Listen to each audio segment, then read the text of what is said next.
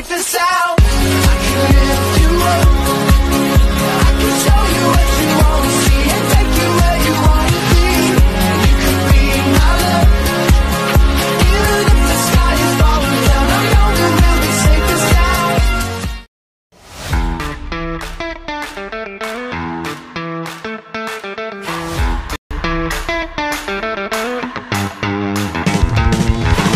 Time check, 3:12 a.m. Umpisahan na natin ang ating mahabang biyahe. Tara!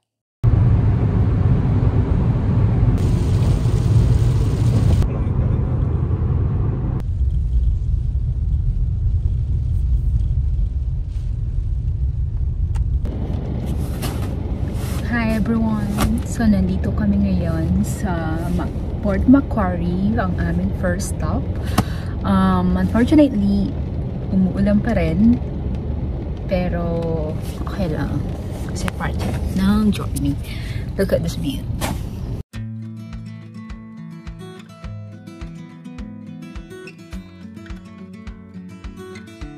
We just found this super cute cafe here in Port Macquarie. Buti na lang bukas pa sila kahit sobrang gloomy ng panahon.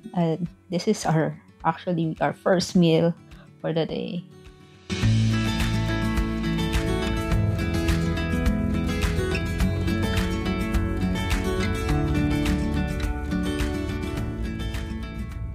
Ayun, nandito na kami sa aming second main stop in Jetty Beach in Coffs Harbour, wherein maybe mag-stay kami ng 15 to 30 minutes para lang magpahinga. Especially si Jom, since he's been driving for like more than 4 hours. So, ayun, i-check lang namin mga surfers since maganda yung waves. Ito yung favorite nilang panahon, yung mahangin, maulan kasi mga waves medyo matataas. So, ipapakita ko mamaya sa inyo. Let's go!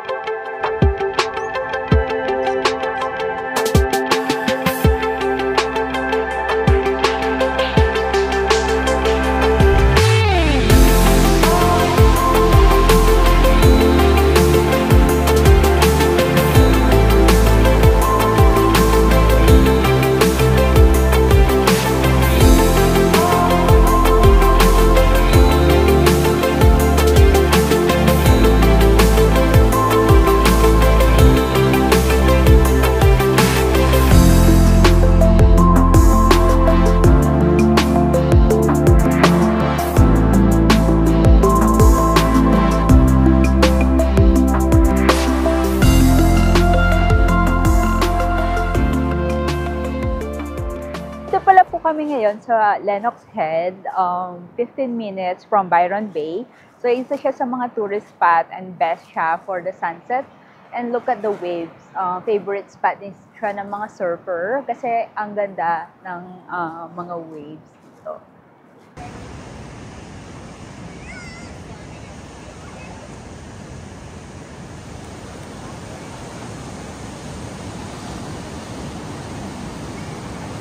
Guys, good morning and we're ready for our day 2 driving around Byron Bay. So, nandito nga pala kami sa Suffolk Park. I think it's 15 minutes. Last night, nasa Lennox Head kami, which is 20 minutes drive to Byron Bay.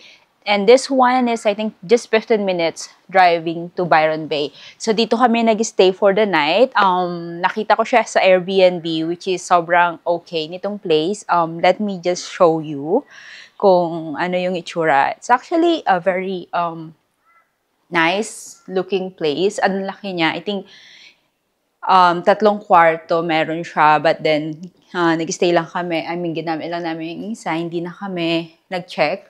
So, kung makikita nyo, very, what you call this? Comfortable looking. Cozy, I mean. And ito yung pinaka gusto kong spot. Meron siyang overlooking ng garden here and a lot of mirror. So, marami yung natural light around the house. So, yeah.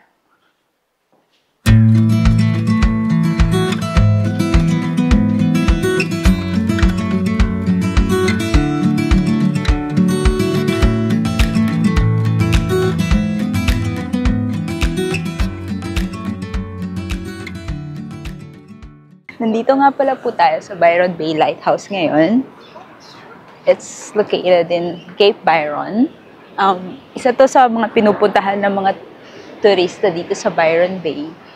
As you can see, yung surrounding ambience and look at the ocean. Sobrang ganda.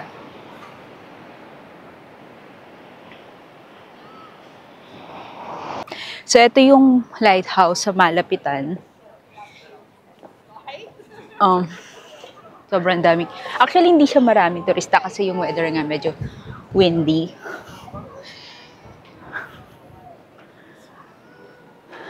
And from here, kitang-kita mo yung dagat. Look at the beach.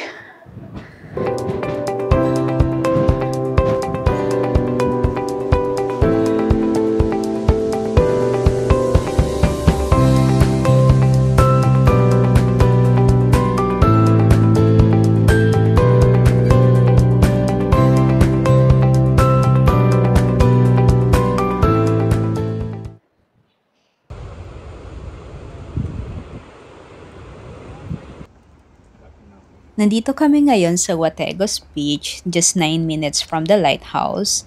So, nasa ibaba lang siya.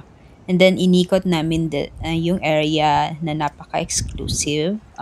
Thinking na dito nakatira si Chris Hemsworth. Just kidding.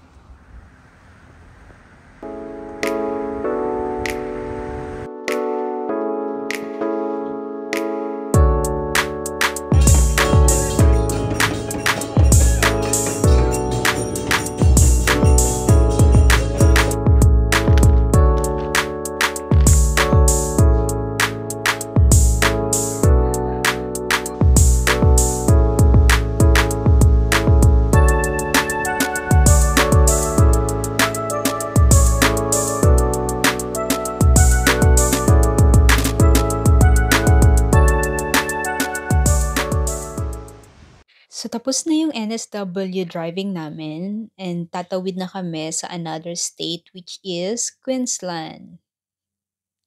Here we go, Gold Coast!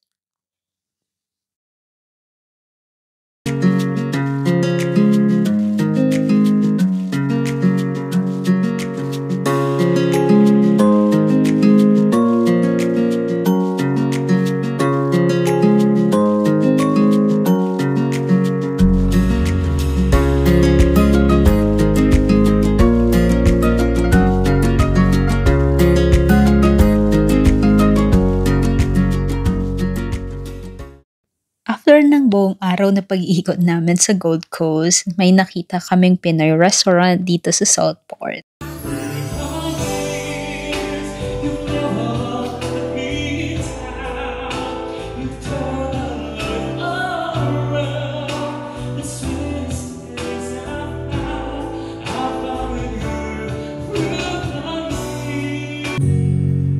When the sun goes down and the town won't play, I'll always remember this way.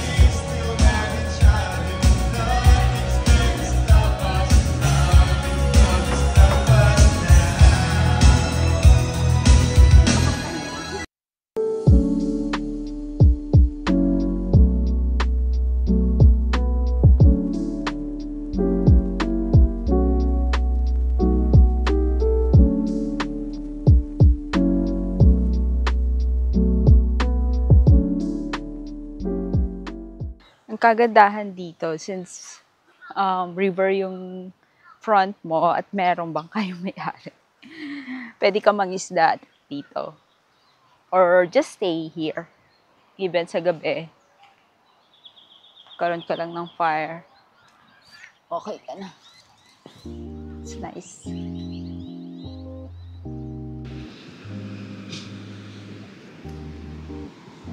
Hi guys! Nandito pa din kami sa Gold Coast. Kung nakikita nyo yung background ko, ito sa reason bakit maraming turistang pumupunta sa Gold Coast kasi sobrang haba ng coastline. Kung makikita nyo yung background ko, yung mga buildings sa city, abot doon yung beach. So, napakahaba niya talaga. So, hindi crowded. And napakasarap lang mag-chill. Para nakaganto lang, uminom ng kape sa harap ng dagat. Since ang haba ng drive namin from Sydney to Gold Coast, isa to sa mga favorite time namin, yung mag-chill lang, mag-relax, walang ginagawa. And sobrang calming pag nakaupo ka lang, like this one. Parang malayo ka sa lahat. Isa yun sa mga favorite na ginagawa namin ni Jom while traveling. Lagi namin dala itong mga upuan na to kahit saan kami pumunta. Kahit hindi siya actually nawawala sa sasakyan. So kahit every weekend nasa Sydney kami, then naisipan namin mag-hike or mag-check lang ng mga bagong spot. Lagi namin dala yung mga upuan. Kasi sobrang useful niya.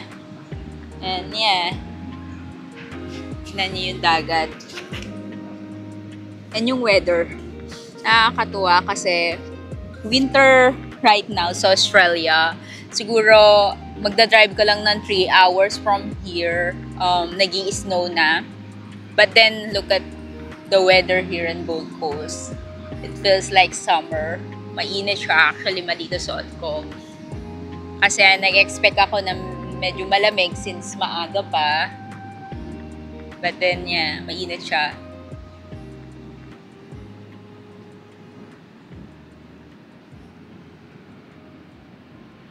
So, yeah. Yun lang. Pwede kang kumain dito, umupo lang sa buhangin. Nakaka-relax na siya.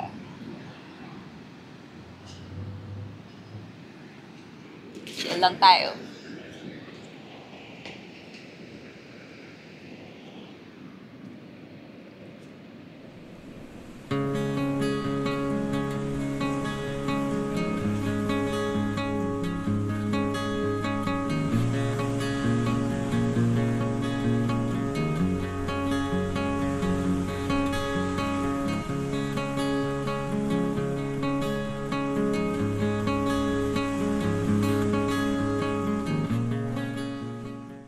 Tingnan nyo dito, guys.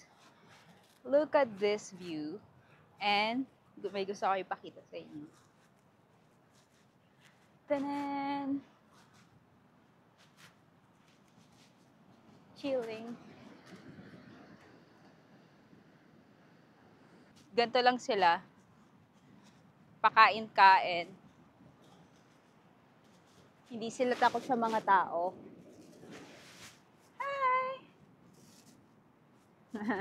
And may numbers sila. So, feeling ko alaga. Parang may nagmamanage, nagmamonitor sa kanila. Look! Smile! Cute.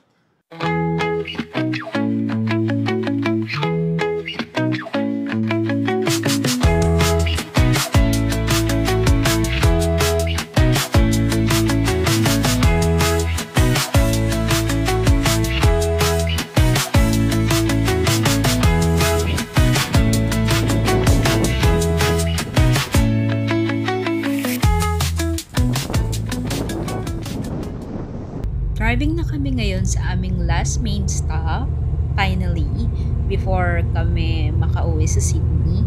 So, nahanap din namin to sa Google Maps. This is located in Nambucca Heads.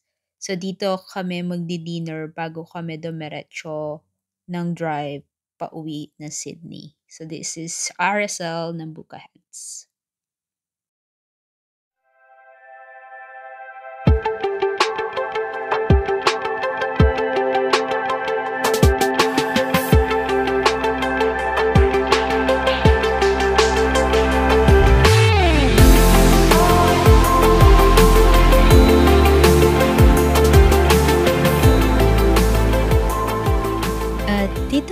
nagtatapos ang aming biyahe. Again, this is Chrissy. Follow my journey.